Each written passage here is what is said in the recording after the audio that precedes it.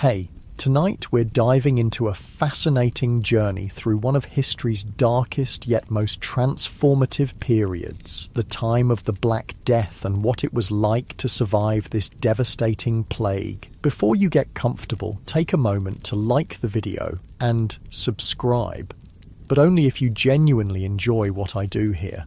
And let me know in the comments where you're tuning in from and what time it is for you. It's always fascinating to see who's joining us from around the world.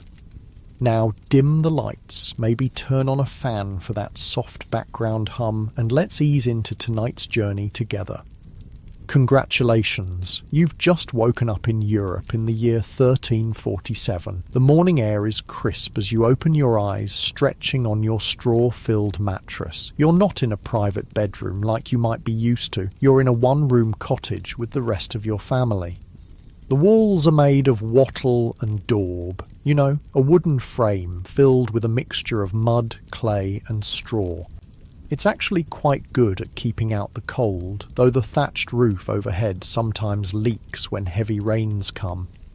As you rise, your nose fills with familiar scents, the smoky aroma from last night's hearth fire, the earthy smell of the dirt floor beneath your feet, and the distinct tang of unwashed bodies. Bathing isn't something people do very often in medieval times. The good news is nobody really notices because everyone smells pretty much the same.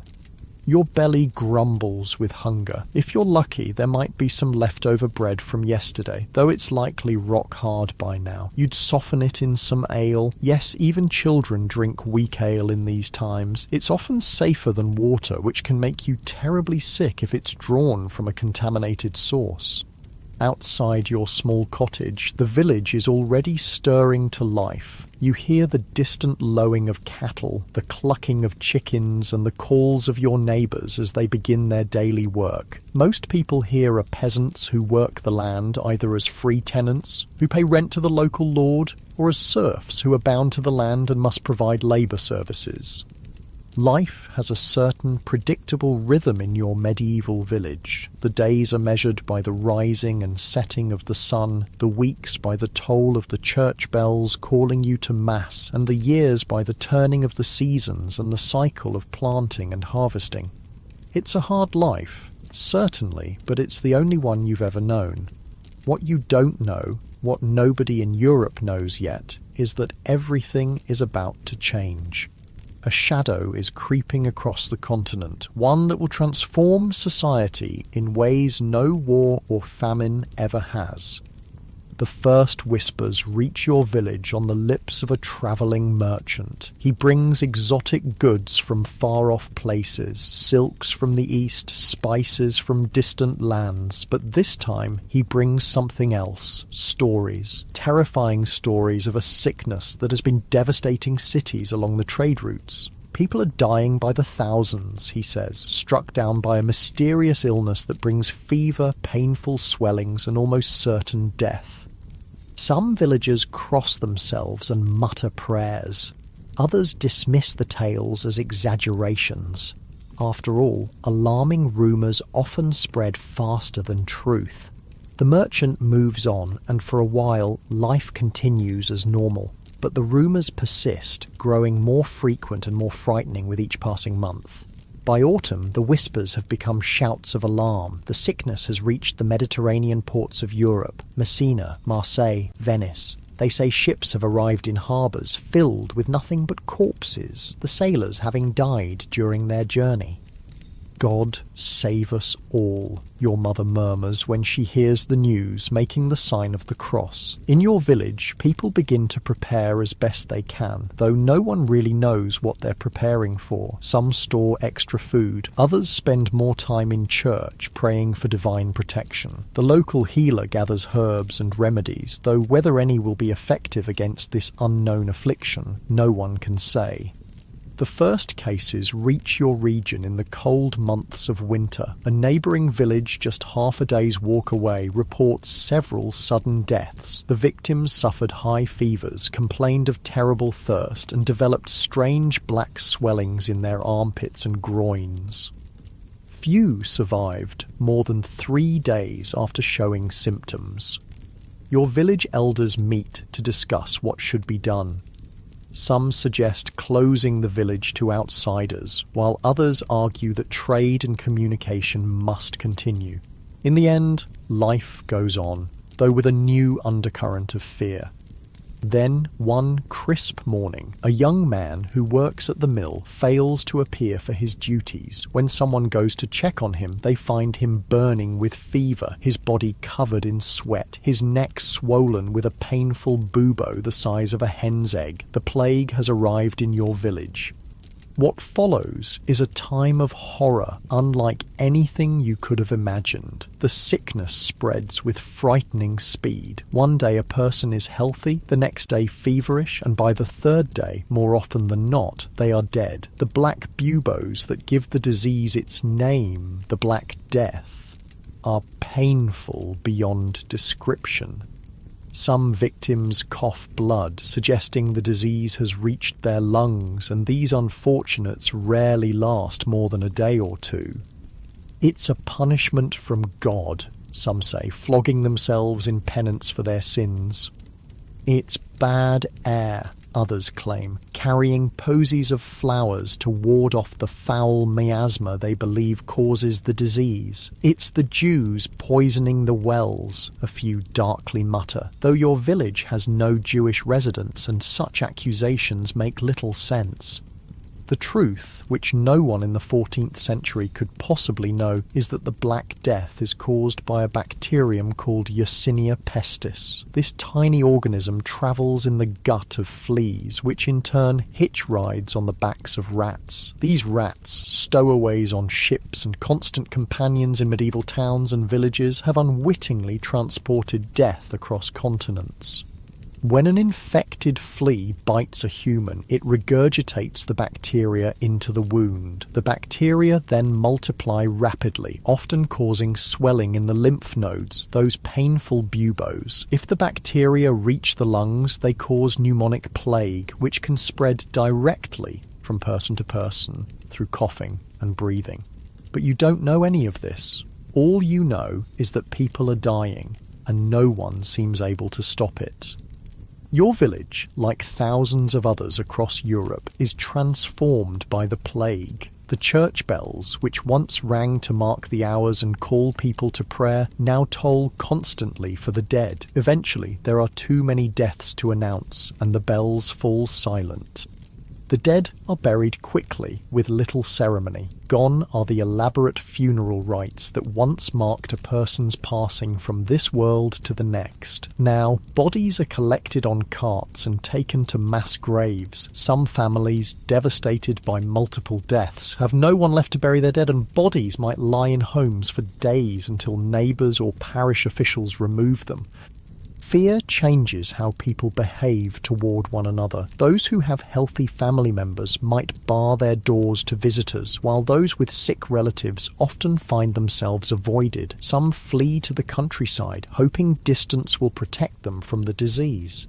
Others turn to religion with renewed fervour, processing through streets while flagellating themselves to appease what they believe is divine wrath. The priests, who should be a source of comfort, are themselves dying in alarming numbers. Their duties require them to give last rites to the dying, exposing them constantly to the contagion. Many flee, abandoning their flocks in this time of greatest need. Those who stay often succumb to the disease themselves. Your family has so far been lucky. Though the plague rages around you, none of your immediate household has fallen ill. You've heard stories of entire families being wiped out in neighbouring villages, of children orphaned only to die themselves days later, of lovers separated by death just hours after pledging eternal devotion. But your luck cannot hold forever in a world where the Black Death kills 1/3 to 1/2 of the population. One morning, your younger brother complains of feeling unwell. By midday, he is burning with fever. By evening, the telltale swelling appears at his neck, and you know what it means.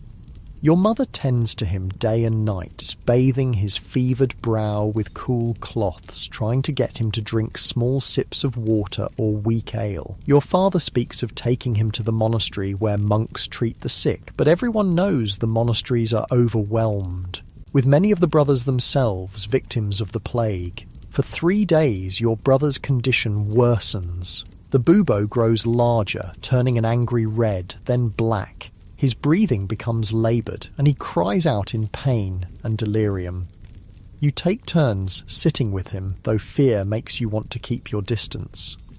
On the 4th day, something unexpected happens. While most plague victims worsen and die at this stage, your brother's fever breaks. He is weak, terribly weak, but alert. The bubo remains, but it has softened somewhat, and over the next few days it ruptures and drains. A disgusting but hopeful sign. Against all odds, your brother is one of the few who will survive the Black Death. What you cannot know is why he survived when so many others died. Modern science would later discover that certain individuals carry a genetic mutation called Delta 32 that provides some protection against the plague bacterium. This mutation affects a protein called CCR5 on the surface of white blood cells, making it harder for the bacteria to enter and hijack immune cells. Your brother may well carry this mutation, as might others in your family.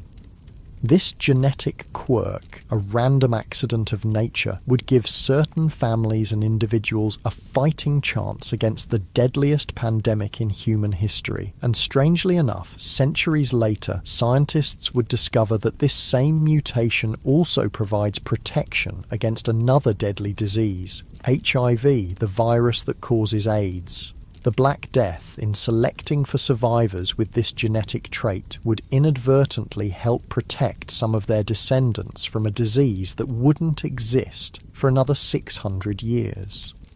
But that's a story for another time. For now, your family celebrates your brother's recovery as the miracle it seems to be. Not everyone is so fortunate. As weeks pass, the plague continues its deadly work. Your village, which once had perhaps 200 souls, is reduced to fewer than 100. Fields lie untended as those who would work them are either dead or too busy caring for the sick or burying the dead. The lord of the manor, who lives in a stone house on the hill overlooking the village, has lost his wife and 2 of his children. Even wealth and privilege offer no protection against the Black Death. Strangely, some people seem immune to the plague despite constant exposure. The village gravedigger, an unsavoury character who robs the dead before burying them, handles plague-riddled corpses daily, yet never shows any symptoms. A midwife who tends to the sick when she isn't delivering babies also remains healthy despite her dangerous work. Like your brother, they may carry genetic protection, though medieval people would attribute their survival to divine intervention or perhaps suspicious dealings with dark forces. Food becomes scarce as the harvest is neglected and trade dwindles. The price of basic goods soars, while anything seen as a possible remedy, certain herbs, exotic treatments, religious relics, becomes astronomically expensive if available at all. As winter approaches, the plague begins to recede, not because of any human intervention, but due to the natural cycle of the disease. Fleas are less active in cold weather, and rats tend to stay closer to their nests. For a brief time, there is hope that the worst has passed. But the Black Death is not finished. It retreats only to return with the warming weather of spring, finding new victims among those who survived the first wave. Over the next 4 years, from 1347 to 1351, successive waves of plague will sweep across Europe, killing somewhere between 75 and 200 million people, perhaps half of Europe's entire population. The world that emerges from this catastrophe will be fundamentally changed. The massive population decline will disrupt the feudal system, increase the value of labor, and shift power dynamics between peasants and nobility. Religious authority will be questioned as people wonder why their prayers went unanswered and why so many priests abandoned their duties. Medical knowledge, based largely on ancient texts and superstition, will be challenged by the plague's defiance of traditional treatments. For those who survive, people like your brother, the gravedigger, the midwife, life will never return to what it was before. They are the fortunate ones, though they carry the burden of survival in a world of loss. They will rebuild societies, renegotiate their relationships with authority, and gradually construct a post-plague world that, for better or worse, sets Europe on a path toward modernity. But that is a story for tomorrow night. For now, as you drift towards sleep, imagine yourself as one of those medieval survivors watching the first stars appear in the evening sky above your village. The plague has passed, at least for now. You have lived through humanity's darkest hour. And though you don't yet know it, you stand at the threshold of a new world born from the ashes of the old. The soft sound of your breathing mingles with the night sounds outside. A dog barking in the distance, the rustle of leaves in a gentle breeze. Despite everything, despite unimaginable loss and suffering, life continues. And in that simple fact lies perhaps the most important lesson of the Black Death. Humanity's remarkable capacity to endure, to adapt, and ultimately to carry on.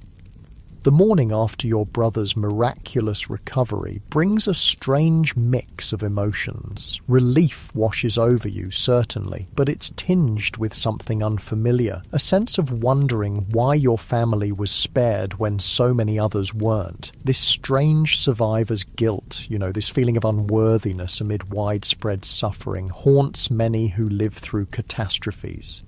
Your brother is weak but alert, his eyes clear for the first time in days. The drained bubo at his neck has left an ugly scar that will mark him for life, a permanent reminder of his brush with death. But a scar is infinitely preferable to a grave, and your family treats each day of his recovery as the gift it truly is.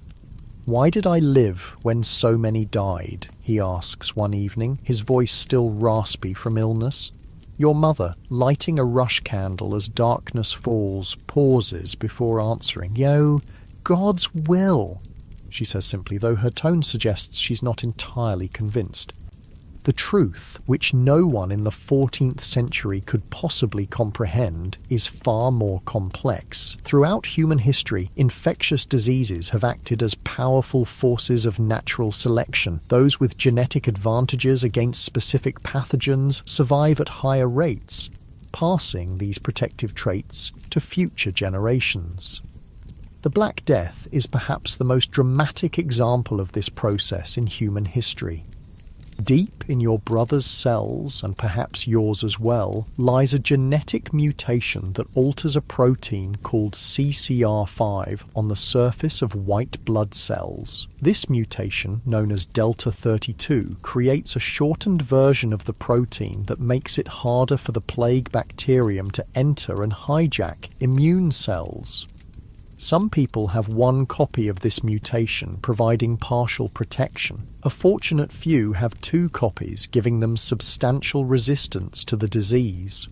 It's a genetic lottery, and your brother happens to hold a winning ticket. But the cost of this evolutionary advantage is measured in millions of lives, those without the protective mutation who succumbed to the Black Death. As your brother regains his strength, venturing outside for the first time since his illness, you notice how dramatically the village has changed. Gardens once meticulously tended now grow wild. Houses stand empty, their owners dead or fled. The rhythmic sounds of daily work, the blacksmith's hammer, the weaver's loom, the miller's wheel, are muted or absent entirely.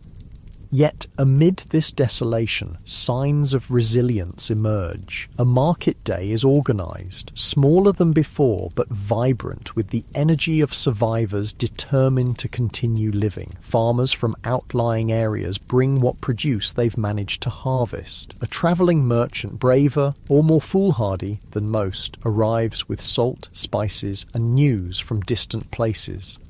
The news is the same everywhere. Devastation followed by tentative recovery. No place has been spared, though some have suffered worse than others. Cities with their crowded conditions and poor sanitation have been particularly hard hit. Some small isolated villages high in the mountains or deep in forests have fared better, though few have escaped entirely. In your region, perhaps half the population has perished. In some places, the toll is even higher. The merchant speaks of ghost towns where not a soul remains alive, of monasteries where every monk lies dead in his cell, of noble families wiped out entirely, their grand estates left without heirs. But he also tells of places where life continues with surprising normality, of communities pulling together to care for orphans and widows, of unexpected kindnesses in a time of overwhelming hardship. One story in particular captures your attention. In a village much like yours, a woman named Elizabeth lost her husband and 6 children to the plague within a single week. She dragged each of their bodies to a hillside behind their home and buried them herself, one by one. Yet somehow, despite this intimate contact with the disease, Elizabeth never became ill. Like your brother and the village gravedigger, she appeared to possess some natural immunity, that same genetic protection that modern science would one day identify. They say she's a witch, the merchant confides, lowering his voice though there's no one nearby to overhear. How else could she touch the dead and live? Some wanted to drown her in the pond, but most were just grateful to have someone willing to bury their dead. Such rumours are common in these desperate times. Those who survive against the odds, particularly if they're women living alone or people with unusual habits or appearances, often find themselves suspected of dark dealings. Fear and superstition flourish alongside the plague, sometimes claiming victims of their own. Your father, who has been listening to the merchant's tales, shakes his head. No witchcraft in survival, he says firmly. Some are simply stronger against the sickness, like my son. He places a proud hand on your brother's shoulder. The merchant nods agreeably, always careful not to contradict a potential customer. True enough, in every village there are those the plague cannot touch. God's chosen, perhaps. As winter arrives, bringing with it bitter cold and early darkness, your village settles into a new routine. There are fewer mouths to feed, which means food stores will last longer than usual, a small mercy. But there are also fewer hands to chop wood, repair homes, care for livestock, and perform the 100 daily tasks necessary for survival in medieval times. This scarcity of labour creates subtle but significant shifts in the relationship between peasants and the nobility. Your father, a skilled carpenter, is suddenly in high demand. The lord of the manor, who once would have simply commanded his service, now finds himself negotiating, offering better terms for urgent repairs to the manor house. He offered me a silver penny for 3 days' work, your father tells your mother one evening, his voice low with amazement, and a side of bacon. Such wages would have been unthinkable before the plague, but with half the craftsmen in the region dead, those who survive find their skills valued as never before. Similar changes ripple through all levels of society. Farm labourers, once abundant and easily replaced, now command higher wages for their work. Household servants, especially those with experience running a large home, find themselves sought after by noble families whose staff have been decimated by disease. Women, too, find new opportunities in this reshuffled world. Widows who would once have remarried quickly now often choose to maintain their independence, running businesses left by dead husbands. Guild restrictions that once kept women from certain professions are informally relaxed out of necessity. A woman in a neighbouring village takes over her husband's blacksmith forge, scandalising traditionalists but providing an essential service no one else can offer. For serfs, peasants legally bound to the land they work, the plague creates unprecedented mobility. Many lords, desperate to keep their fields productive, offer freedom to serfs willing to stay and work. Others find they can simply leave, moving to towns or to other manors where conditions are better, with little fear of being forced back. With so many dead, enforcement of such restrictions becomes increasingly difficult. Not all these changes happen immediately, of course. The feudal system that has structured European society for centuries doesn't collapse overnight, but the seeds of transformation are planted in these early post-plague years, and they will grow in the decades to come.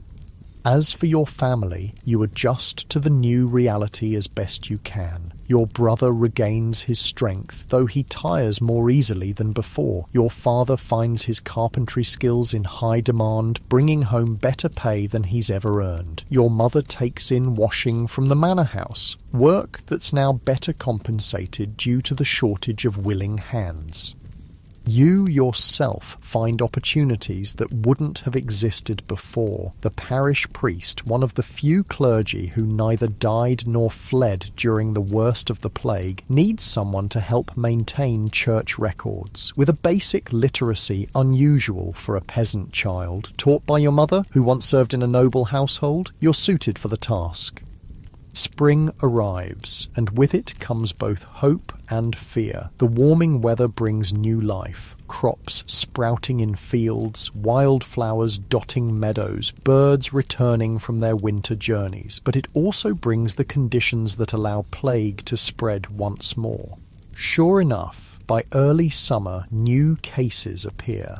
This second wave is less devastating than the first. There are fewer people to infect, and many of those who remain may carry some genetic resistance. Still, each new death reopens barely healed communal wounds.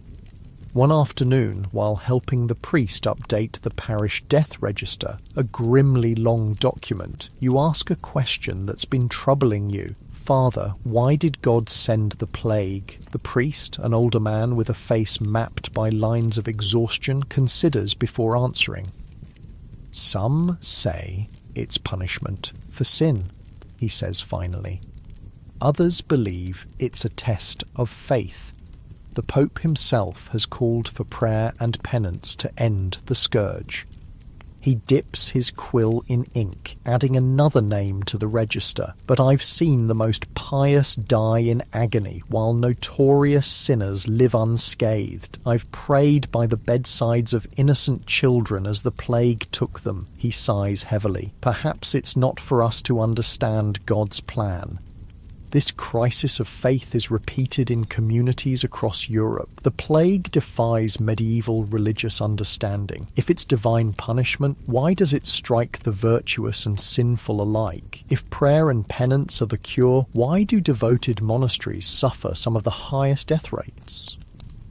The authority of the Church, once nearly absolute in matters of earthly misfortune, begins to show cracks that will widen in the centuries to come. Medical knowledge faces similar challenges. Physicians trained in the most prestigious universities prove no more effective at treating plague than village healers. Their elaborate theories based on bodily humours and astronomical alignments fail to explain why some recover while others die, why some communities suffer worse than others. Some doctors bravely attend the sick, often sacrificing their own lives in the process. Others flee at the first sign of outbreak, prioritizing self-preservation over professional duty. Those who stay commonly wear distinctive protective clothing, long robes covered in wax, gloves, and a mask, shaped like a bird's beak, filled with herbs and spices believed to purify the air. This strange outfit, which would become iconic in later plague outbreaks, does little to protect them from the actual source of infection. In the absence of effective official treatment, communities develop their own responses to the plague. Some are based on superstition, carrying talismans, reciting charms, avoiding black cats or people with red hair. Others have surprising practical value, isolating the sick, burning the belongings of plague victims, maintaining cleanliness. None offer complete protection, but these community-developed practices sometimes help limit the spread. Your village adopts several such measures. Houses where plague has struck are marked with white crosses on the doors. Visitors from outside the village must wait 3 days in a designated hut before entering to ensure they show no signs of disease. The dead are buried quickly, with minimal ceremony, their possessions burned. These precautions help, but they can't stop the plague entirely. By midsummer, your village has lost a dozen more people to the second wave, a serious blow to a community already diminished by the first outbreak. One victim is the lord of the manor himself, a man in his 50s who had survived the first wave only to succumb to the second. His death creates ripples of consequence throughout the local social hierarchy. His son, barely 20 and newly returned from university in Paris, inherits the manor and its lands. This new lord, young and influenced by novel ideas from his education, takes a different approach to managing the estate than his father did. Recognizing the scarcity of labor and the changing dynamics of power, he offers better terms to tenant farmers. Serfs who agree to stay and work the manor lands are granted their freedom and more favorable rents. Those with specialized skills, your father among them, receive privileges once reserved for those of higher social rank. Not all nobles adapt so readily to the new reality. In neighbouring manors, some lords attempt to enforce old restrictions more harshly, forbidding peasants from leaving, punishing those who demand higher wages, using force to maintain the old order. These efforts rarely succeed for long. Peasants simply leave, seeking better conditions elsewhere. With land abundant and workers scarce, they find no shortage of opportunities.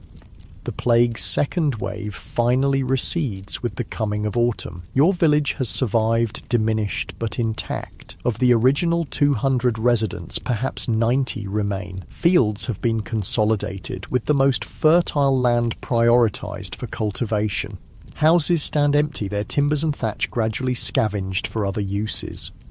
Yet life has a remarkable capacity to normalize even after catastrophe. Children play in the village square again. The rhythms of agricultural life, planting, tending, harvesting, continue, adapted to the reduced workforce. Weddings take place, babies are born, commerce resumes. One clear autumn day, a surprising visitor arrives in the village, a mason who had left years before to seek work in the cities. He had built a good life in Florence, he tells anyone who will listen, working on the magnificent cathedral there. But when the plague struck, it devastated the city worse than any rural area. I watched half of Florence die, he says, his eyes haunted by memories. The rich fled to their country estates, but the poor had nowhere to go. Bodies piled in the streets faster than they could be buried. I survived, God knows how. After the worst passed, work on the cathedral halted. With so many dead, priorities shifted to essential rebuilding. The mason, finding himself without steady employment, decided to return to his birthplace. His story is not unique. Throughout Europe, the plague causes a temporary reversal of the centuries-long trend of urbanization. Cities, with their crowded conditions, are perfect breeding grounds for disease. Many who survive flee to the countryside, seeking safety in open spaces and smaller communities. This urban exodus brings unexpected benefits to rural villages like yours. People return with new skills, new ideas, and new perspectives gained from their time in cities. They bring tales of different ways of living, of technological innovations, of political systems unlike the feudal structure of rural areas.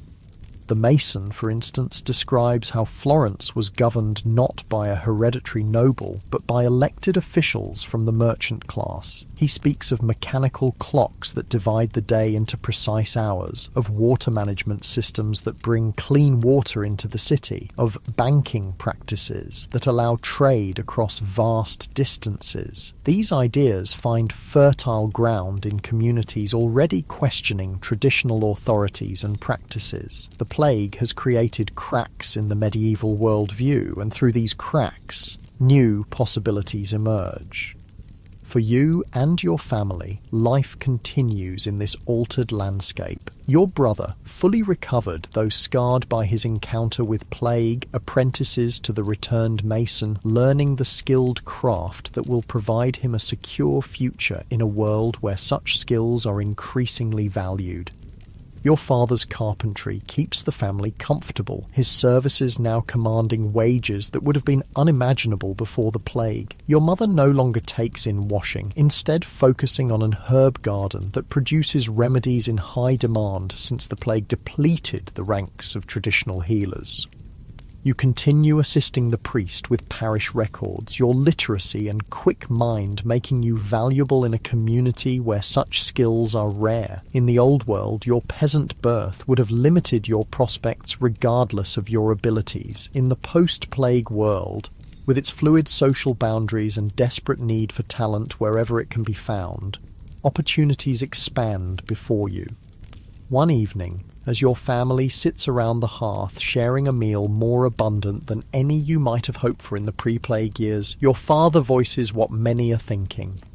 "It's a terrible thing to say," he begins hesitantly, "but for those of us who survived, life is better now than before." Your mother nods slowly. "More food, better pay, more freedom," she agrees, "built on countless graves." It's the uncomfortable paradox at the heart of the post-plague world. For those fortunate enough to survive, whether through genetic luck like your brother, circumstantial fortune, or simple isolation from infection sources, the new world offers advantages the old one never could.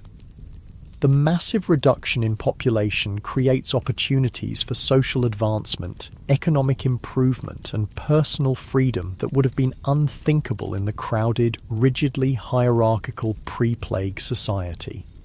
Yet these benefits come at an unimaginable cost. The lives of millions, the destruction of families, communities torn apart, knowledge and culture lost with those who carried it. No survivor can fully enjoy their improved circumstances without the shadow of this knowledge.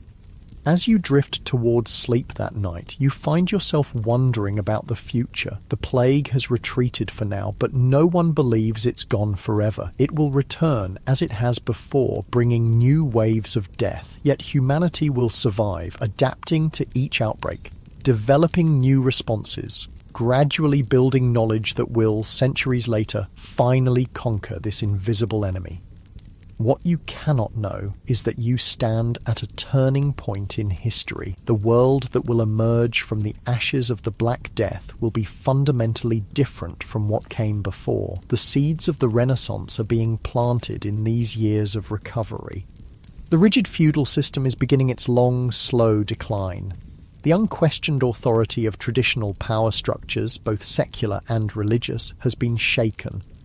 And on a biological level, the plague has reshaped the human species itself, selecting for genetic traits that will influence health and disease resistance for generations to come. Your brother's survival, far from being merely personal good fortune, represents an evolutionary chapter in humanity's endless dance with the microscopic organisms that both sustain and threaten us. Tomorrow, as a new day dawns on your changed world, you'll continue the work of rebuilding, of adapting, of finding a way forward. That's what plague survivors have always done throughout history. They carry on, bearing the weight of memory while facing toward the future. And in doing so, they reshape the world in ways that will echo through centuries to come. The story of survival we've been following through the Black Death of the 14th century is far from the only tale of courage and genetic luck in humanity's long dance with plague.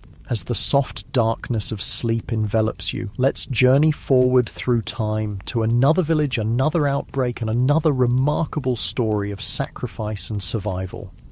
300 years have passed since the first devastating waves of the Black Death swept through Europe. It's now the summer of 1665, and we find ourselves in Eyam, a small village nestled in the picturesque hills of Derbyshire, England. Eyam, is pronounced just like Eam. It's a peaceful community of about 800 souls, mostly farmers and lead miners who work the rich veins running beneath the limestone landscape. Life here follows the familiar rhythms of rural England. The villagers rise with the sun, tend their fields and animals, work in the small local industries, attend services at the parish church of St. Lawrence, and gather at the local tavern to share news and companionship. It's a close-knit community where everyone knows everyone else, where families have lived for generations, where the bonds of neighbourly care have been forged through shared joys and hardships. What the people of Eyam don't know is that they are about to face the greatest test imaginable, one that will write their village name into history and enshrine their collective sacrifice in legend. The plague has returned to England. In London, the disease that people still call the Black Death, though we now know it as bubonic plague, is cutting a deadly swath through the crowded streets of the capital. By the time it's finished, it will kill an estimated 100,000 Londoners, nearly a quarter of the city's population. This outbreak will become known as the Great Plague of London, the last major epidemic of bubonic plague in England. For now, the villagers of Eyam feel secure in their isolation. The plague is a city problem, they tell themselves, unlikely to reach their remote community nestled in the Derbyshire hills, far from major trade routes and urban centres. But fate has other plans. In late August 1665, a package arrives in Eyam addressed to the local tailor, Alexander Hadfield. It contains a bundle of cloth from London, perhaps designs for the latest fashions or fabrics not available locally. Hadfield's assistant, George Vickers, who lodges with the tailor and his family, unpacks the parcel. The cloth feels damp after its long journey, so Vickers hangs it by the fire to dry, unwittingly releasing the deadly cargo hidden within its folds, fleas carrying the plague bacterium Yersinia pestis. Within days, George Vickers falls ill with a raging fever. The telltale buboes, swollen, painful lymph nodes, appear in his neck and armpits. The village watches in horror as this strong young man rapidly deteriorates. By September 7th, 1665, Vickers is dead, the first plague victim in Eyam.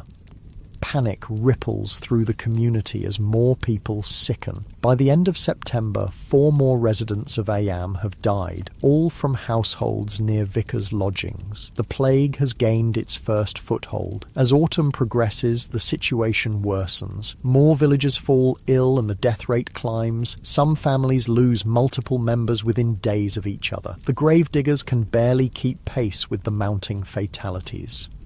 The natural reaction in such circumstances is flight. In London, anyone who could afford to, including King Charles II and his court, had fled the plagued city for the safety of country retreats. The wealthy residents of Eyam, too, begin making preparations to leave, to seek refuge in uninfected areas until the danger passes. It's at this critical moment that 2 men step forward with an extraordinary proposition, one that will save countless lives beyond Eyam while condemning many within the village to almost certain death.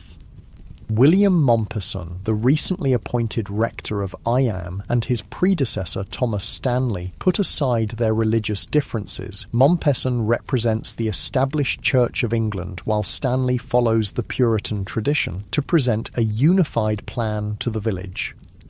They propose that Eyam voluntarily quarantine itself. No one will leave. No one will enter. The plague will be contained within their boundaries, preventing its spread to neighbouring communities that would otherwise be at grave risk.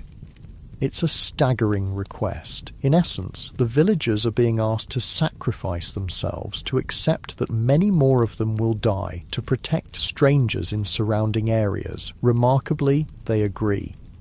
The village boundary becomes a cordon sanitaire, a line between life and death that no resident of Iam will cross. Food and supplies are left at designated boundary stones by outsiders, particularly the Earl of Devonshire from nearby Chatsworth House, who promises to provide for the isolated villagers.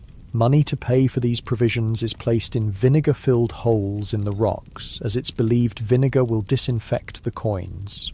What follows is one of the most poignant and heroic episodes in the long history of humanity's battle with infectious disease.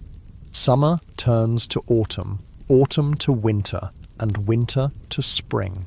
Through it all, the plague continues its deadly work within the confines of Ayam. Entire families are wiped out. Children are orphaned only to die themselves days later. Houses stand empty, their occupants buried hastily in gardens and fields, since the churchyard quickly becomes full. Within this tragedy, individual stories emerge that illuminate the extraordinary nature of human courage, suffering, and survival.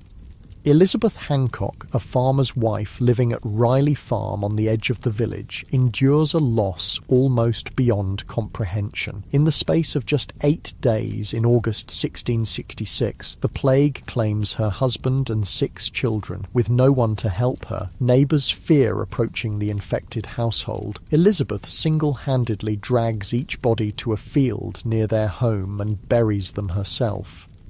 The remarkable aspect of Elizabeth's story is not just her unimaginable fortitude in the face of such devastating personal loss. It's the fact that despite handling the plague-riddled bodies of her entire family, she never contracts the disease herself. Like the survivors we met in our earlier tale, Elizabeth likely carries the CCR5 Delta 32 genetic mutation that offers protection against the plague bacterium. The Riley graves, as they come to be known, stand to this day as a testament to one woman's suffering and endurance. Another extraordinary tale is that of Marshall Howe, Ayam's unofficial gravedigger. As the death toll mounts, Howe takes on the grim task of burial, not out of noble sacrifice, but for more mercenary reasons. He takes the opportunity to loot the homes of the dead before disposing of their bodies. Despite this unsavoury behaviour, Howe's story contains an element of medical mystery. He handles dozens, perhaps hundreds of infected corpses. He enters plague-ridden houses that others avoid at all costs. By all logic, he should be among the first to die. Yet Marshall Howe survives the entire outbreak without ever showing symptoms of the disease. Modern science again suggests a likely explanation: the protective genetic mutation that prevents the plague bacterium from gaining entry to his cells. What Howe attributes to luck or divine protection is actually the result of a tiny alteration in his DNA, one that gives him an edge in humanity's evolutionary battle against the microscopic enemy. Then there's the heartbreaking story of Emmett Siddall and Roland Torre, young lovers separated by the village quarantine. Emmett lives within Ayam, while Roland is from a neighbouring village outside the cordon. As the quarantine takes effect, they find themselves suddenly and indefinitely separated. Unwilling to completely lose contact, they arrange to meet at a safe distance across Cucklet Delph, a natural ravine that marks part of the village boundary. There, standing far apart to avoid any risk of transmitting infection, they can at least see each other and exchange words of comfort and devotion. These brief, distant meetings sustain them through the early months of the quarantine, but as spring turns to summer in 1666, and the plague reaches its peak intensity in Ayam, Emmett stops coming to their meeting place. Roland continues to appear day after day, calling her name, receiving no answer. Only after the quarantine finally ends does Roland learn the truth. Emmett died in April, one of many young victims claimed by the plague. Their love story, cut short by disease but marked by faithful devotion, remains one of Ayam's most enduring legends. Perhaps strangest of all is the tale of Margaret Blackwell, who fell gravely ill with plague symptoms and was left for dead by her brother Francis. In her fevered state, Margaret staggered to the kitchen, desperately thirsty. Mistaking a container of bacon fat for milk, she drank deeply of the greasy liquid. To everyone's astonishment, Margaret recovered. For centuries, villagers would tell the story of how bacon fat cured the plague. The truth is likely more complex. Margaret probably carried the genetic resistance we've discussed and would have recovered regardless of her unusual beverage choice. But the legend persisted, a reminder of how desperately people searched for any treatment that might save them from the plague's deadly grip. Through it all, the village's religious leaders provide what comfort they can. William Mompesson, who proposed the quarantine alongside Thomas Stanley, pays a terrible personal price for his courageous stand. His wife Catherine contracts the plague while helping care for sick villagers and dies in her husband's arms in August 1666 at the height of the outbreak. Mompesson describes himself afterward as a dying man, though he survives physically. In a letter to his children who had been sent away before the quarantine, he writes, "The condition of this place is very sad. I entreat you to fly this place. I am not in a condition to receive comfort from you. I am so weak I can write no more." Yet despite his grief, he continues to minister to his suffering congregation until the end. Church services move outdoors to Cucklet Delph, where fresh air is believed to reduce the risk of contagion. Villagers stand far apart from one another as they pray, an early form of what we now call social distancing. Even in the darkest hours, when death seems to lurk in every shadow, the community maintains its spiritual practices, finding solace in familiar rituals, even as the world collapses around them. Not everyone behaves nobly, of course. There are instances of looting, of neighbours refusing to help one another, of panic overriding compassion. One villager, Mary Cooper, attempts to break the quarantine, fleeing toward the safety of Sheffield before being caught and returned to Iam. But these lapses are exceptions. The overwhelming story of Iam is one of extraordinary collective sacrifice for the greater good.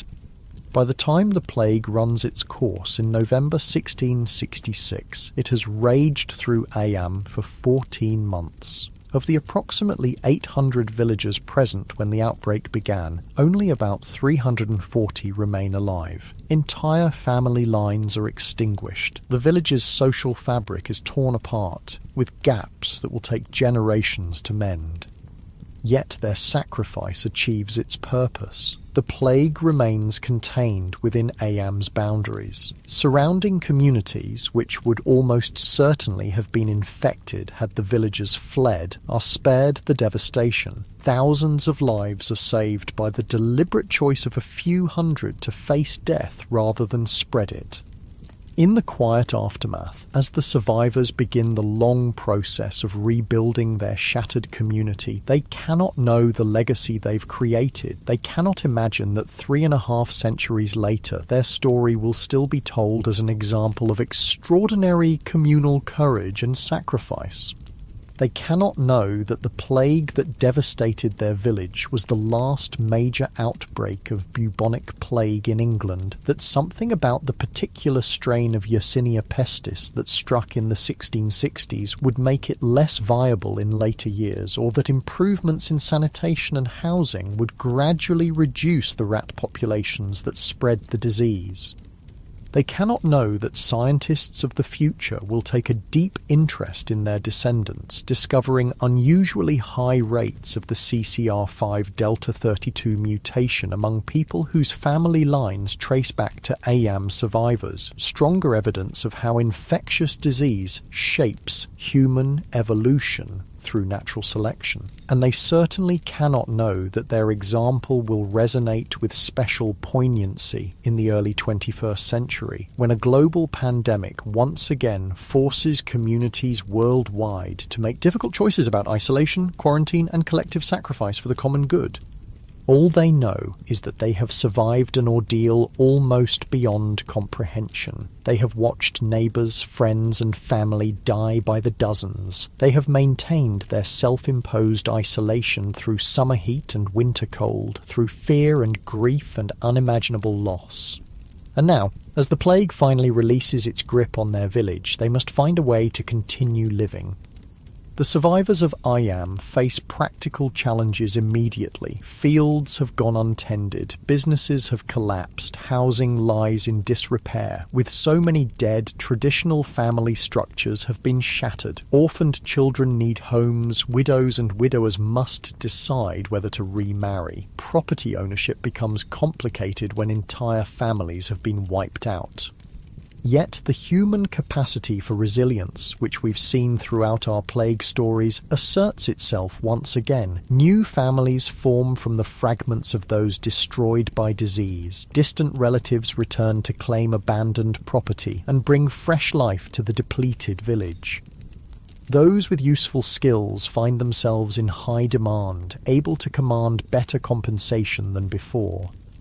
The plague has acted as a terrible but effective form of natural selection. Those who survive, whether through genetic resistance, circumstantial luck, or some combination of factors, become the foundation for the village's rebirth. Their descendants will carry the genetic legacy of plague resistance, though they won't understand this inheritance for centuries to come. For some survivors, the psychological scars never fully heal. Elizabeth Hancock, who buried her entire family with her own hands, eventually remarries and has more children. But villagers report that she is never quite the same. A distant look comes into her eyes at times, as though she's seeing ghosts from that terrible week when death claimed everyone she loved. Marshall Howe, the unscrupulous gravedigger who survived against all odds, finds himself somewhat ostracised despite his apparent immunity. The villagers remember his looting of the dead, and while his services were necessary during the crisis, peace brings a reckoning with his behaviour. William Mompesson, broken by grief at the loss of his beloved wife, leaves Ayam in 1669 to take up a position elsewhere. He eventually remarries and lives to the age of 71, but his letters reveal that he never forgets the horror of those plague months or the sacrifice of his Catherine. As for the village itself, Ayam gradually recovers its population, though some family names disappear forever from its records. The quarantine becomes part of local lore, a story passed down through generations with pride as well as sorrow. In the 19th century, as Victorian England develops a keen interest in noteworthy historical episodes, Ayam's story is rediscovered and popularised. The Plague Village, as it becomes known, begins to draw visitors curious about its tragic past. The Riley graves, the boundary stones and other physical remnants of the quarantine become informal monuments. By the 21st century, Ayam is a well-established stop on heritage tourism routes through Derbyshire. The village museum tells the story of the plague and quarantine. The parish church displays artefacts and commemorations. A Plague Sunday service has been held annually since 1866, marking the community's sacrifice. But Ayam is not merely a historical curiosity. It remains a living community where descendants of plague survivors still make their homes. Some carry the same surnames as those who lived through the 1665-66 outbreak, the Hancocks, the Siddles, the Blackwells, and some, genetic testing has revealed, still carry the CCR5 Delta 32 mutation that may have saved their ancestors from the plague. The story of Ayam reminds us that history is not simply a collection of dates and events to be memorised. It's the lived experience of real people facing extraordinary circumstances, people whose choices, sacrifices and survival shape the world we inhabit today. As the soft darkness of sleep envelops you more deeply, carry with you the image of Ayam village as it is today, peaceful, picturesque, with its stone cottages and flower gardens, giving little hint of the tragedy that once unfolded there. Yet in the memorial plaques, in the preserved boundary stones, in the carefully tended Riley graves on the hillside, the past remains present. The villagers who chose to isolate themselves, knowing many would die as a result, could not have imagined how long their story would endure or how meaningful it would remain to future generations. They acted out of immediate concern for their neighbours in surrounding communities, not for historical legacy. And perhaps that's what makes their sacrifice so powerful. It was made without expectation of recognition or reward, simply because it was the right thing to do. In a world that often seems to prioritize individual benefit over collective welfare, Ayam stands as a reminder that human beings are capable of extraordinary selflessness when circumstances demand it. Tomorrow night, we'll explore how the world changed in the aftermath of these plague outbreaks, how societies rebuilt, how power structures shifted, and how the biological legacy of plague resistance continues to influence human health, even in our modern age.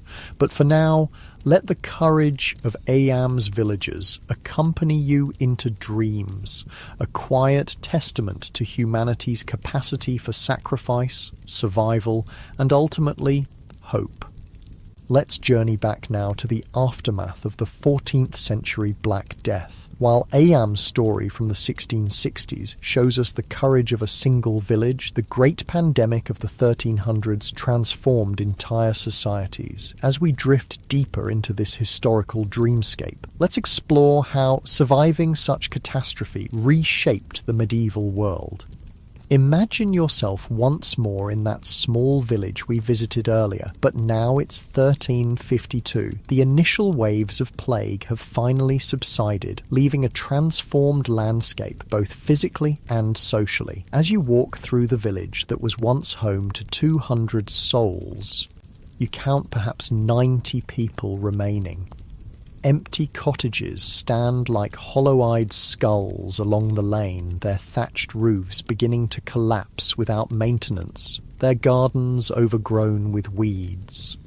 Yet amid this desolation, subtle signs of change are appearing, changes that will eventually alter the very foundations of medieval society. In the fields surrounding the village, the transformation is immediately visible. Before the plague, every available piece of land was cultivated, even marginal soils that yielded poor harvests.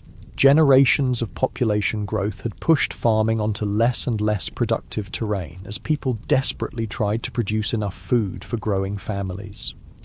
Now, with so many dead, land is suddenly abundant. Survivors abandon the least fertile fields entirely, focusing their labour on the best soils. This simple shift dramatically improves crop yields per person. Where once a peasant family might have struggled to produce enough to feed themselves after paying taxes and tithes, now they often harvest a surplus. For those who survived the apocalyptic mortality, food is more plentiful than it has been in living memory. After centuries of existing on the edge of hunger, this abundance feels miraculous, a small compensation for the emotional devastation of losing so many family members and neighbours. Changes in diet soon follow. Before the plague, most peasants subsisted primarily on grain. Bread, porridge and ale formed the bulk of their nutrition, with meat as a rare luxury. Now, with fewer mouths to feed and more land available, many convert fields to pasture for raising animals. Meat, cheese and butter appear more frequently on humble tables. The average height of the population, which had been declining due to poor nutrition, begins to increase again as diets improve. But the most profound changes come in the relationship between workers and landowners. The massive population loss, roughly half of Europe's people, creates an acute labour shortage. Fields still need ploughing, crops need harvesting, cloth needs weaving, buildings need repairs. Yet there are simply not enough hands to do all the necessary work. For surviving peasants and artisans, this new reality brings unprecedented leverage. Consider the case of Thomas Fletcher, a ploughman in your village. Before the plague, he worked the fields 6 days a week in exchange for a small plot of land to farm for himself and his family.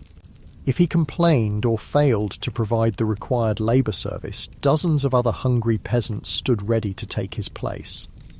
Now, with half the village's workers dead, the local manor's steward approaches Thomas with an extraordinary offer: a larger plot of land, a reduction in labour service from 6 days to 3, and the freedom to work for wages on other manors if he wishes. The steward makes this offer not out of generosity, but necessity. Without Thomas's skilled ploughing, fields will lie fallow, and everyone, including the lord of the manor, will suffer.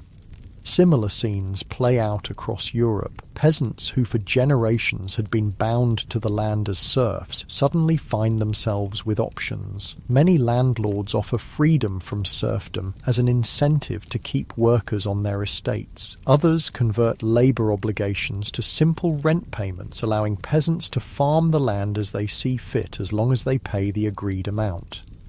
For skilled workers, the changes are even more dramatic. Masons, carpenters, blacksmiths, weavers all find their services in desperate demand. Wages for such workers double, triple, or even quadruple in the years immediately following the plague. A skilled carpenter who could once barely feed his family now builds a 2-room house with glass windows, wears better clothing, and eats meat 3 times a week.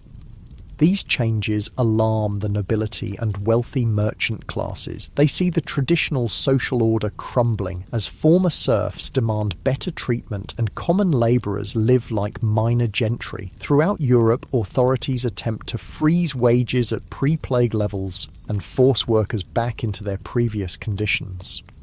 In England, the government issues the Ordinance of Labourers in 1349, followed by the more comprehensive Statute of Labourers in 1351. These laws prohibit employers from offering higher wages than had been paid before the plague, forbid workers from leaving their homes to seek better opportunities elsewhere, and attempt to fix prices for food and other goods.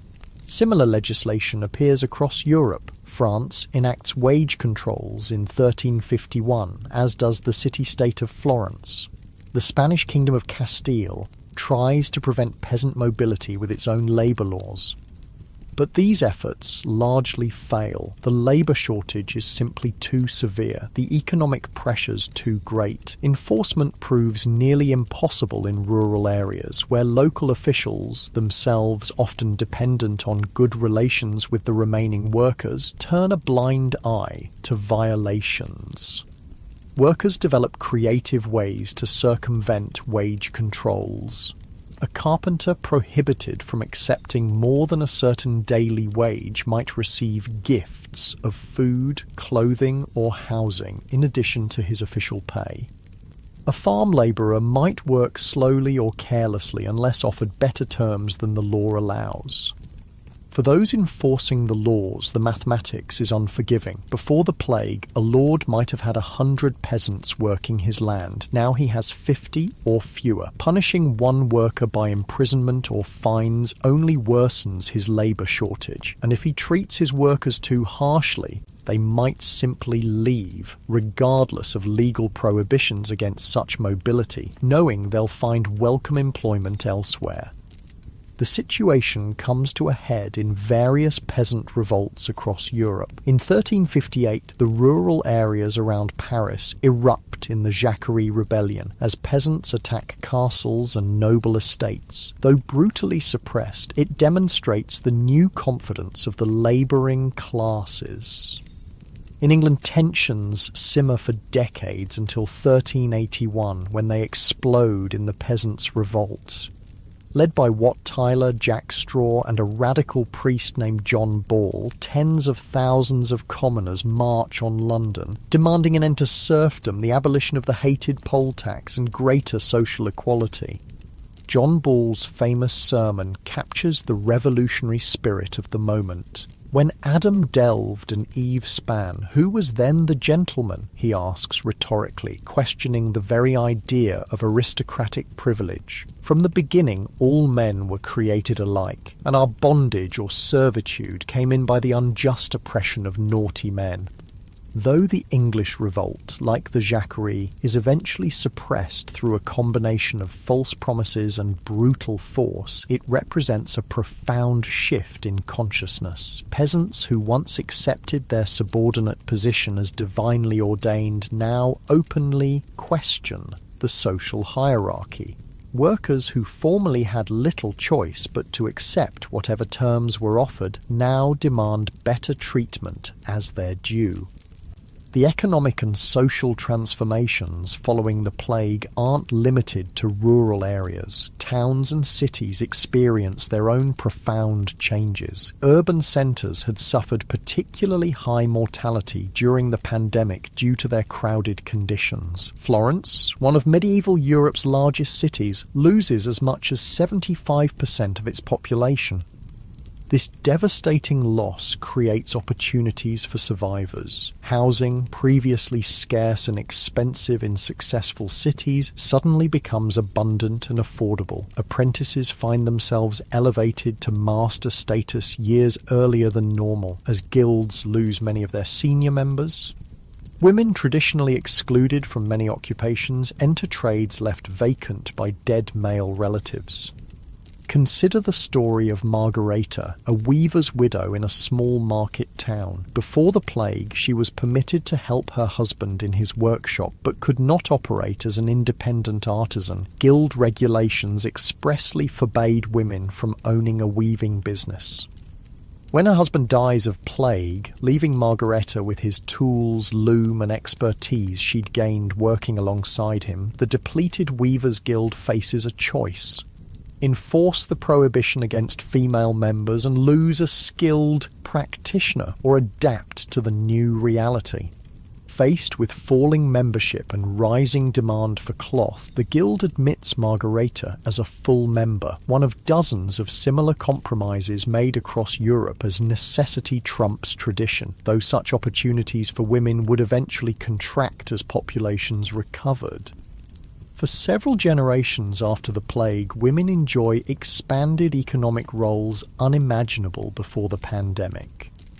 The plague's aftermath also witnesses changes in fashion, art and architecture. The immense mortality creates a new consciousness of death's inevitability and life's fragility. The macabre emerges as an artistic theme. Skeletal figures, death's heads, scenes of the dance of death where skeletons lead people from all social classes to the grave.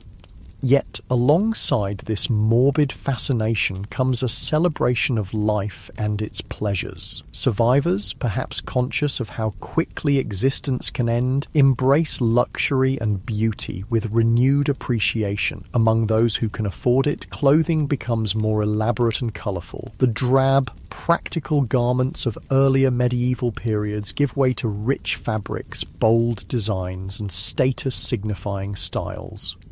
The nobility, alarmed by commoners dressing above their station, attempt to enforce sumptuary laws dictating what each social class may wear. These edicts, like the wage controls, prove largely unenforceable. A prosperous artisan's wife might technically be prohibited from wearing silk, but if she can afford it, who in her community has both the authority and motivation to stop her?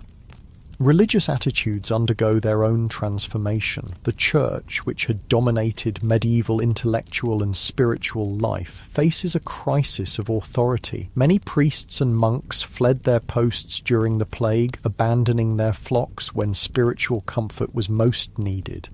Others stayed and died, leaving parishes without leadership. Monasteries, with their communal living arrangements, suffered particularly high mortality rates, wiping out centuries of accumulated knowledge and tradition. More fundamentally, the plague raises uncomfortable theological questions. If the disaster is divine punishment, as many church authorities claim, why do the virtuous and sinful die alike? Why do devout monks perish while seemingly impious laypeople survive? If prayer and penance are the remedies, why do outbreaks often hit monasteries hardest of all? No satisfactory answers emerge from traditional theology. Instead, two divergent religious trends develop. Some survivors embrace even more fervent piety, seeing their survival as evidence of divine favour that demands grateful devotion. Others adopt a more sceptical, questioning attitude toward religious authorities who failed to explain or mitigate the catastrophe. This questioning spirit, combined with the economic changes that give ordinary people more resources and leisure time, creates fertile ground for the intellectual flowering that will eventually become the Renaissance. When fewer hands must produce society's necessities, more minds can turn to art, philosophy, science, and literature. Education, previously restricted mainly to clergy and nobility, gradually becomes available to a wider segment of society. Newly prosperous merchants and artisans want their children to learn reading, writing, and arithmetic, skills useful for business as well as markers of rising social status. Small schools appear in towns and even larger villages, teaching practical knowledge alongside traditional religious instruction. The plague's demographic shock also accelerates technological innovation. With labour scarce and expensive, techniques that save human effort become increasingly valuable. Watermills, long used for grinding grain, are adapted for new purposes, powering bellows for blast furnaces, driving hammers for metalworking, fulling cloth. Printing technology, which will eventually revolutionize the spread of knowledge through Europe, receives early impetus from the post-plague labor shortage. Handwritten manuscripts, each requiring months of a skilled scribe's time, become prohibitively expensive when such workers can command premium wages. The economic pressure to find mechanical alternatives helps drive the development of movable type printing in the mid-15th century. Perhaps most profoundly, the plague experience shakes medieval Europe's acceptance of unchanging tradition. When half the population dies in a few short years, when social hierarchies crumble and rebuild in new forms, when previously unquestioned authorities fail to provide protection or explanation, the idea that the world must remain as it has always been loses its power. After the Black Death, more people can imagine alternatives to existing arrangements, different ways of organizing work, distributing resources, structuring authority. Most of these alternatives are never realized, and many that are implemented prove temporary. But the psychological barrier against change itself weakens, creating space for the innovations in thought, technology, art, and social organization that will eventually transform medieval Europe into the early modern world. For individuals living through these changes, the experience is less about grand historical transformations and more about practical daily adjustments. Thomas the Ploughman doesn't think about the decline of feudalism. He thinks about negotiating better terms with the manor steward so his family can eat better than before. Margareta the Weaver doesn't consider herself part of a gender revolution. She's simply using her skills to support herself after losing her husband. Yet these individual adaptations, multiplied across millions of survivors throughout Europe, collectively reshape society. Like water gradually wearing away stone, the countless small decisions made by ordinary people in extraordinary circumstances erode and eventually transform the seemingly solid structures of medieval life. Not all these changes are immediately positive, of course. The labour shortage that benefits workers creates hardship for many landowners. Some estates fail entirely, their owners unable to adapt to the new economic realities. Churches, monasteries, and charitable institutions that depended on steady rents and donations struggle to maintain their operations with reduced income. Criminal activity increases in some areas as poorly supervised young men with improved incomes spend freely on alcohol and find themselves in trouble. Abandoned properties in rural areas sometimes become havens for outlaws. Urban governments worry about maintaining order with depleted watch forces. For several decades after the initial plague outbreak, recurring smaller epidemics continue to hit European communities, preventing population recovery and reinforcing the economic and social changes the first pandemic initiated. Not until the late 15th century does Europe's population begin sustained growth again, and it takes until the 17th century to reach pre-plague levels in many regions. This prolonged demographic depression means that the changes set in motion by the Black Death have time to become entrenched. What might have been temporary disruptions instead become new norms. By the time population pressure begins to reverse some of the economic advantages for common workers, other aspects of medieval society have been permanently altered. For the peasant family we've followed through our story, the decades after the plague bring gradual improvement. Your brother, who miraculously survived his bout with the disease, eventually takes over a neighbouring farm left vacant by a family with no survivors. What would have been impossible before the plague, a peasant accumulating a significant land holding, becomes achievable in the depopulated countryside. Your father, whose carpentry skills are in high demand, secures a contract to help rebuild the local church, damaged by years of neglect during the plague years. The payment he receives allows him to add a second room to your family's cottage and replace the dirt floor with wooden planks. Small luxuries that would have seemed unimaginable in the pre-plague era. Your mother teaches you and your sister to read, a skill she learned while working as a servant in a merchant's household before marriage. Before the plague, such knowledge would have had little practical value for peasant children, but in the changing world of the late 14th century, literacy opens doors previously closed to those of humble birth. One autumn evening, as your family gathers around the hearth after the day's work, your father speaks words that would have been unthinkable a generation earlier. "Perhaps you could be a clerk," he says to you, nodding thoughtfully. "The abbey is seeking someone who can read and write to help with their records. The pay would be good, and the work is not hard on the body." Your brother laughs, not unkindly. "A clerk? From our family? What would grandfather say to that?" The idea of a peasant's child entering such work would indeed have seemed absurd to earlier generations, for whom rigid social boundaries appeared as natural and immovable as the stars. But as you fall asleep that night, the possibility settles in your mind not as an outlandish dream, but as a genuine opportunity. This, perhaps, is the most significant legacy of the Black Death, not just the immediate changes in wages, working conditions, and social structures, but the expansion of what ordinary people can imagine for themselves and their children. As dawn approaches and this part of our historical journey comes to a close, we leave you in this moment of possibility. Your world has been shattered by incomprehensible loss, then slowly rebuilt into something different than what came before. The medieval certainties that once governed life have been questioned, challenged, and in some cases overturned. What you cannot know as a survivor living through these changes is that you stand at a pivotal moment in Western history. The adaptations, innovations, and reconsiderations forced by the plague will eventually contribute to the Renaissance, the Reformation, and ultimately the emergence of the modern world.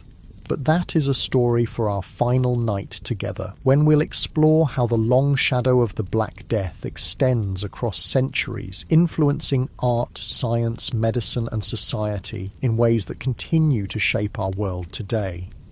As our journey through the world of plague survivors nears its end, let's widen our view to see how the ripples from the Black Death continue to spread outward through time, shaping the world in ways both subtle and profound. The echoes of this medieval catastrophe still resonate today in our bodies, our societies, and our understanding of disease.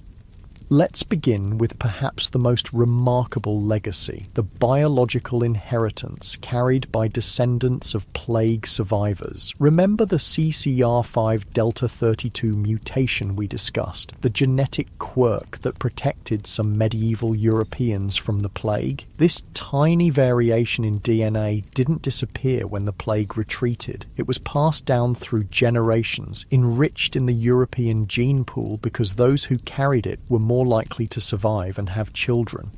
Fast forward 600 years to the late 20th century, a new pandemic emerges, HIV/AIDS, killing millions worldwide. Medical researchers, racing to understand this new disease, make a startling discovery. Some people appear naturally resistant to HIV infection, despite repeated exposure. Further investigation reveals why. Many carry the CCR5 Delta 32 mutation, the same genetic variation that helped their ancestors survive the Black Death. The connection becomes clear when scientists understand how both diseases operate. Both the plague bacterium and HIV use the CCR5 protein as a gateway into human cells. The Delta 32 mutation alters this protein, effectively barricading the door that these pathogens try to enter. A genetic adaptation selected by one deadly disease in the 14th century unexpectedly provides protection against an entirely different threat in the 20th. This discovery led to the development of new HIV drugs that block the CCR5 receptor, mimicking what the mutation does naturally. In a very real sense, medieval plague survivors have helped save lives in our modern age, their genetic legacy providing a crucial clue in fighting a disease they could never have imagined. But the biological impact of the plague extends beyond this single mutation. The Black Death acted as an intense force of natural selection, potentially influencing other aspects of the immune system in Europeans. Today's population descends disproportionately from the survivors, those whose bodies, for various genetic reasons, could better withstand the onslaught of Yersinia pestis.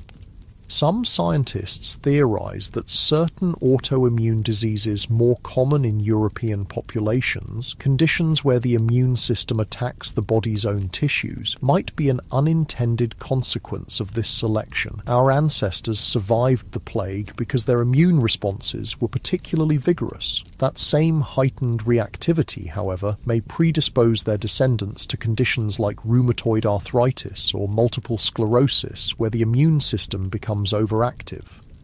These biological connections between past and present remind us that pandemics don't merely kill and then vanish from history. They reshape the genetic makeup of the surviving population, creating changes that persist for centuries or even millennia after the immediate crisis passes. The Black Death's social and economic transformations proved equally long-lasting. Though the immediate aftermath, the labour shortages, wage increases and social mobility we explored last night, and eventually faded as Europe's population recovered, certain fundamental changes became permanent. Consider the institution of serfdom, which had bound peasants to the land for generations before the plague. In Western Europe, this system never fully recovered from the disruption caused by the Black Death, though landlords attempted to reimpose old restrictions. The demographic reality worked against them. Land remained relatively abundant and labour scarce for centuries, giving workers leverage that gradually eroded feudal obligations. By the end of the Middle Ages, serfdom had largely disappeared from England, France and the Low Countries, replaced by various rental arrangements that allowed much greater personal freedom. Peasants still worked the land, but increasingly as tenants who paid rent rather than as serfs, bound by hereditary obligations of labour and subservience. Eastern Europe followed a different path. There, the nobility succeeded in reimposing and even strengthening serfdom after the plague, creating what historians call the second serfdom that would persist into the 19th century. This divergence between Western and Eastern European social systems one moving toward greater freedom for common people, the other toward more rigid control, would profoundly influence these regions' subsequent development.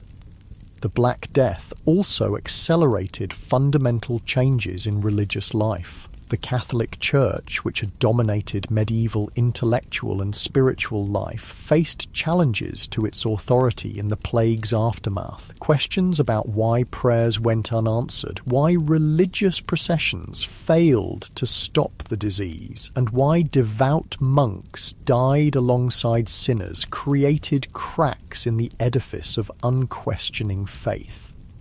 These cracks would widen in later centuries. The Protestant Reformation of the 16th century, with its challenge to Catholic authority and emphasis on individual interpretation of Scripture, found fertile ground in a population already predisposed to question religious orthodoxy.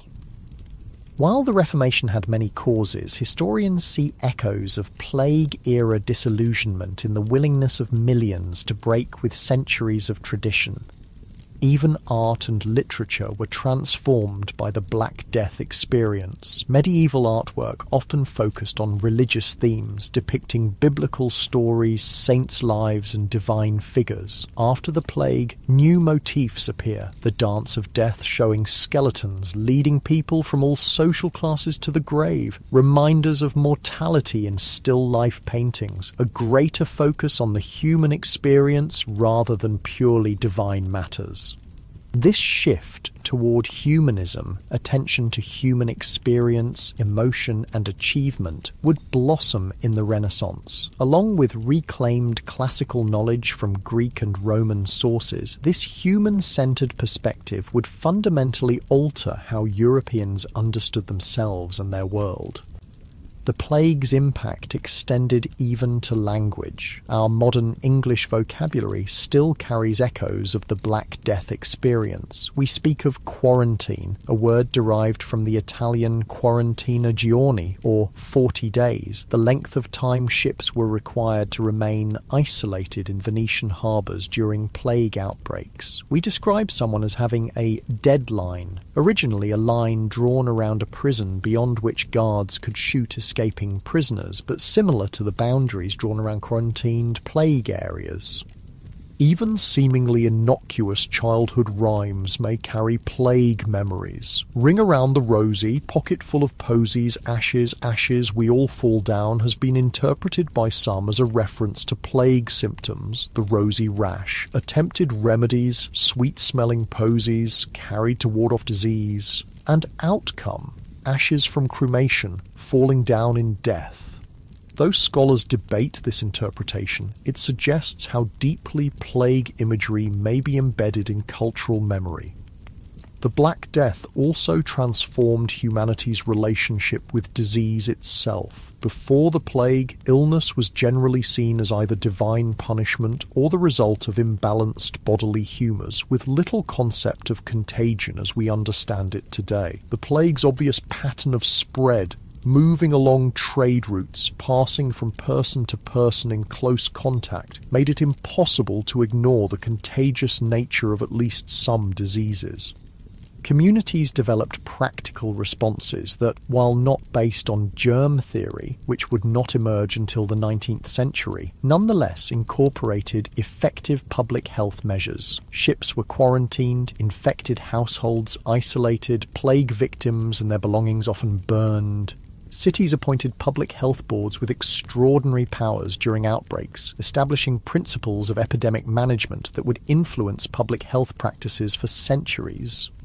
These pragmatic approaches, developed through bitter experience rather than scientific understanding, saved countless lives in subsequent plague outbreaks. By the time the last major European plague epidemic struck Marseille in 1720, authorities had learned to implement cordons sanitaires, strict quarantines, and careful monitoring that successfully limited the outbreak largely to that city and surrounding areas.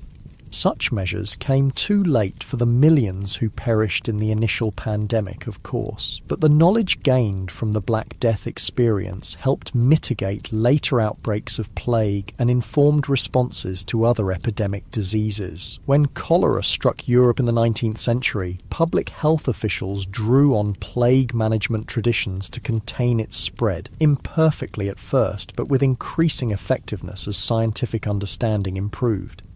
The plague's legacy extends even to modern pandemic management. Many of the approaches employed during recent COVID-19 outbreaks, quarantines, travel restrictions, contact tracing, isolation of the infected, have roots in methods developed centuries ago in response to the Black Death. Even the tension between economic impacts and public health measures echoes medieval debates about whether to close city gates and markets during plague outbreaks. Perhaps most profoundly, the Black Death experience shaped how humans think about catastrophe itself. Medieval Europeans lived in a world where sudden disaster seemed ever present. War, famine, smaller disease outbreaks regularly claimed lives, but the scale and speed of the plague surpassed anything in living memory or recorded history. This encounter with near-apocalyptic mortality forced a kind of collective psychological adjustment. Communities that survived learned they could endure previously unimaginable loss and still continue. Individuals discovered reserves of resilience they might never have known they possessed. Societies developed institutional memory and adaptive practices for future crises. This capacity for resilience in the face of catastrophe remains one of humanity's most valuable assets. Throughout history, communities have faced disasters that seemed insurmountable, yet somehow life continues. People mourn their dead, rebuild their settlements, adapt their practices, and move forward, carrying the memory of what was lost while creating something new from what remains.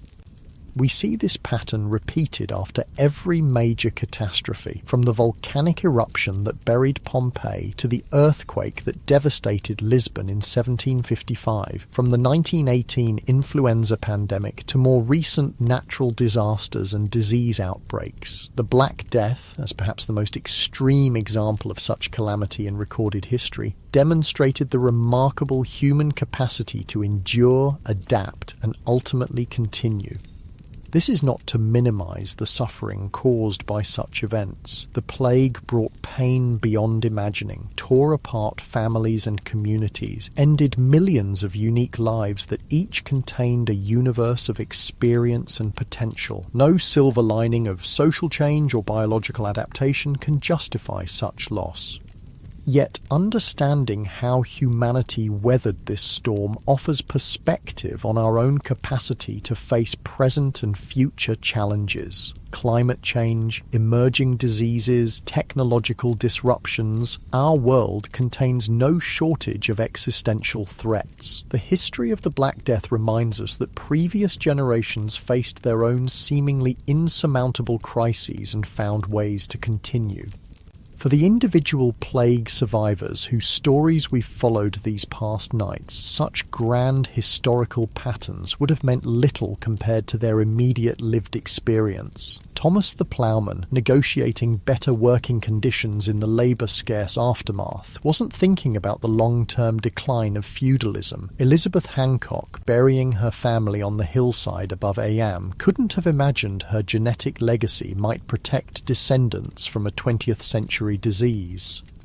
Yet collectively, these individual experiences and adaptations created the sweeping changes that transformed medieval society into something new. This is how history often works, not through the conscious decisions of great leaders or dramatic turning points alone, but through the accumulated effects of millions of ordinary people responding to extraordinary circumstances as best they can.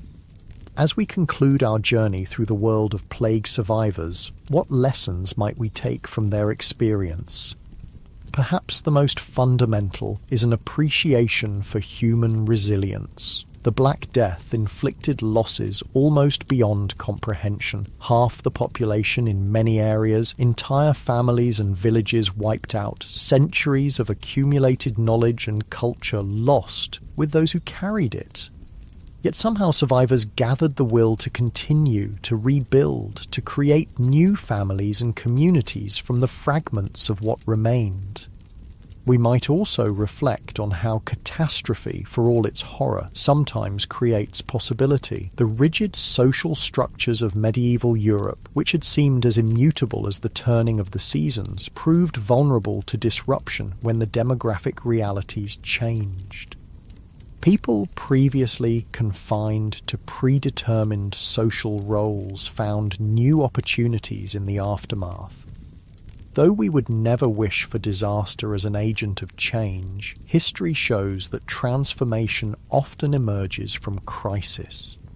The plague story reminds us, too, of our biological connectedness, both to each other and to the countless microscopic organisms with which we share the planet. The Black Death bacterium, Yersinia pestis, shaped human genetics, social structures, economic systems, and cultural expressions in ways that continue to influence our world today. Other microbes have played similarly influential roles throughout history. We exist in constant relationship with an invisible biological world that can both sustain and threaten us. Finally, perhaps the plague narrative offers perspective on our own mortality and vulnerability. Medieval people lived with death as a constant companion in ways most modern Westerners do not. The plague brought mortality into even sharper focus, inspiring artwork, literature, and philosophy that contemplated life's fragility and brevity. This awareness need not be morbid or depressing. Indeed, many who survived the plague embraced life with renewed appreciation, understanding firsthand how quickly and unexpectedly it could end. There's wisdom in this perspective, not a fearful obsession with death, but a clear-eyed recognition of life's preciousness precisely because it is limited and uncertain. As our story ends and sleep approaches, imagine once more that medieval village we first visited, now a generation after the plague has passed. The population has begun to recover, with new children playing in the streets and young families occupying cottages that stood empty for years. The survivors, now elders, carry the memory of what happened, both the horrors they witnessed and the changes they helped create in the aftermath. They could not know how their experience would echo through centuries, influencing everything from genetic inheritance to social structures, from artistic expression to approaches to public health. They simply lived their lives as best they could in circumstances they never chose, displaying that remarkable human capacity for adaptation and perseverance that has carried our species through countless challenges. And perhaps that's the most comforting thought to carry into dreams, that we, like those plague survivors, possess resources of resilience and adaptability we may not recognize until circumstances demand them, that life, for all its fragility, exhibits a persistent tendency to continue, to rebuild, to find new paths forward when old ones are blocked. The Black Death survivors could never have imagined our world, with its medical technologies, instant global communication, and scientific understanding of the very bacterium that caused their suffering. Nor can we fully envision the world our descendants will inhabit generations hence. But like those medieval ancestors, we move forward carrying both the wounds of past catastrophes and the insights gained from surviving them, contributing in ways both small and large to the unfolding human story. Sleep well, knowing you're part of this long continuum of human experience, connected to those who came before and those who will follow, each generation facing its own challenges, each finding its own ways to endure, adapt, and ultimately continue the remarkable journey of our species through time.